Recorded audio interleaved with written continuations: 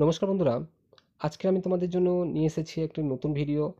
এখানে তোমরা দেখতেই পাচ্ছ একাদশ শ্রেণীর প্রথম সেমিস্টারের দ্বিতীয় অধ্যায়ের প্রশ্ন উত্তর নিয়ে এসেছি। সব সংক্ষিপ্ত প্রশ্ন, প্রায় 70টা প্রশ্ন রয়েছে এখানে। 70টি প্রশ্ন রয়েছে, প্রত্যেকটার উত্তর করে দেওয়া আছে। তোমরা কিন্তু খাতা কলম নিয়ে বসে যাও এবং অবশ্যই যদি ভালো লেগে থাকে লাইক দিও, শেয়ার করো এবং নতুন হয়ে থাকলে চ্যানেলটি সাবস্ক্রাইব করো। চলো ইতিহাসের একাদশ শ্রেণীর ইতিহাসে প্রথম সেমিস্টারের সংক্ষিপ্ত প্রশ্নগুলো দেখা যাক। দ্বিতীয় অধ্যায় থেকে যে প্রশ্নগুলো আমি দিয়েছি আমি তাড়াতাড়ি বলবো, তোমরা কিন্তু দেখো, স্ক্রল করে তোমরা বিভিন্ন সময় তোমরা দেখে উত্তরগুলো কিন্তু লিখে নিতে পারবে। প্রথম প্রশ্ন ছিল কিন্তু 800 খ্রিস্টাব্দে জার্মান উপজাতির নেতা কে ছিলেন? উত্তর কিন্তু শার্লাম্যান। শার্লাম্যান কবে সম্রাট পদে অভিষিক্ত হয়েছিলেন? 800 খ্রিস্টাব্দে। বর্বর শব্দটি রোমানরা কোন অর্থে ব্যবহার করত? বিদেশি অর্থে। কাদের আক্রমণে অস্ট্রোগথরা প্রায় নিঃশেষ হয়ে গিয়েছিল? হুনদের আক্রমণে। পশ্চিম রোমান সাম্রাজ্যের পতন ঘটায় কে? ওডোসার। পূর্ব রোমান সাম্রাজ্য কত খ্রিস্টাব্দ পর্যন্ত টিকেছিল? 1453 সাল পর্যন্ত টিকেছিল। মনোযোগ দিয়ে শোনো আর লিখে নাও। 7 নম্বর হচ্ছে, কোন রোমান সম্রাট পূর্ব রোমের সম্রাট পদে বসে রোমান সাম্রাজ্যের গৌরব পুনরুদ্ধারের চেষ্টা করেন?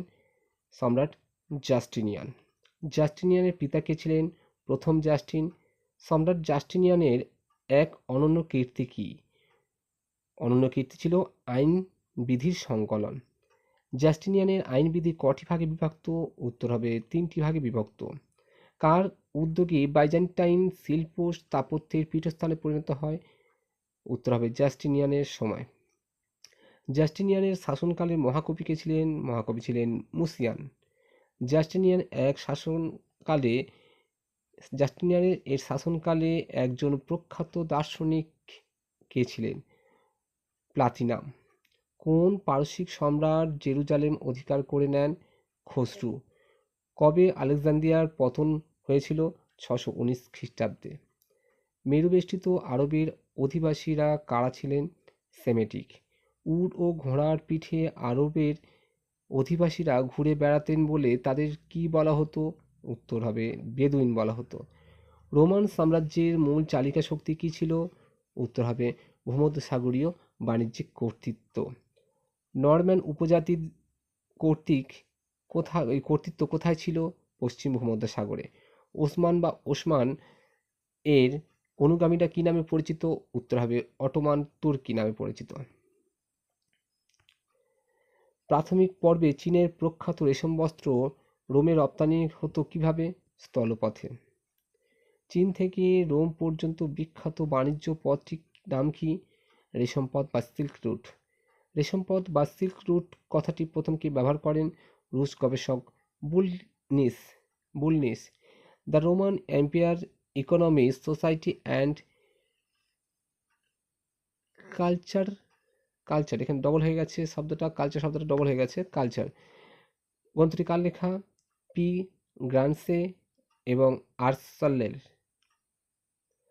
গ্রিকো রোমান সংস্কৃতি চর্চার অন্যতম কেন্দ্র ছিল কোনটি? উত্তর হবে পূর্ব রোম। অন দ্য লজ গ্রন্থটি কার লেখা? উত্তর হবে সিসেরো। কারা প্রথম স্থাপত্যে খিলানের ব্যবহার আবিষ্কার করেন? রোমানরা। দ্য প্রিন্স গ্রন্থটি কার লেখা? ম্যাকিয়াভেলির। কোন ভাষায় প্রাচীন রোমান আইনগুলি লেখা হয়েছিল? ল্যাটিন ভাষায়। কৃত শব্দের অর্থ কি? কৃত শব্দের অর্থ হচ্ছে কেনা বা ক্রয় করা। ভারতের গান্ধার ভাস্কর্যে কোন শিল্পের প্রভাব লক্ষ্য করা যায়? উত্তর হবে গ্রিকো শিল্পের বা গ্রিকো রোমান শিল্পের। কোন উপাদান থেকে প্রাচীন ব্যাবিলনীয় সভ্যতার দাস ব্যবস্থার অস্তিত্ব সম্পর্কে ইঙ্গিত পাওয়া যায়? উত্তর হবে হাম্মুরাবির আইনবিধি। কোন প্রাচীন আইন সংহিতায় দাস প্রথার উল্লেখ আছে? উত্তর হবে হাম্মুরাবির আইনবিধি।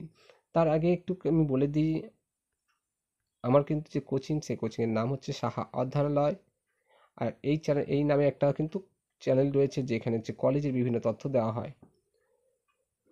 তোমাদের প্রয়োজন হলে তোমরা কিন্তু সাহা অধ্যয়নালয় এই ইউটিউব চ্যানেলেও তোমরা অ্যাড হতে পারো যদি প্রয়োজন মনে করো। চলো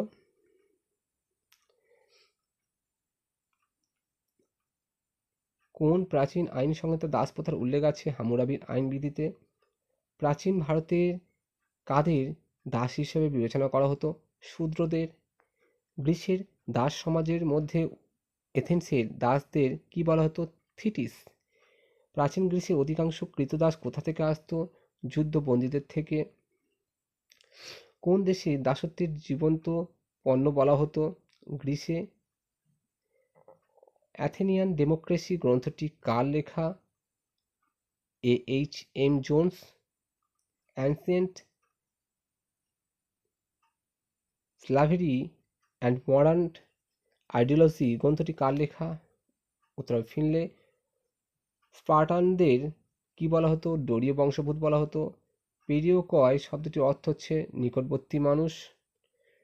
স্পার্টার কৃতদাসদের কি বলা হতো? হেল্ট।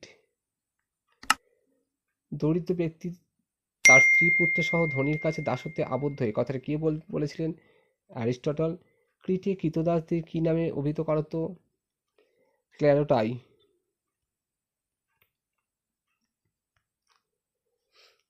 স্পার্টায় বসবাসকারী বাসিন্দাদের মধ্যে সবচেয়ে নিম্নে কারা ছিল? হেল্টরা। ধ্রুপদী গ্রিসের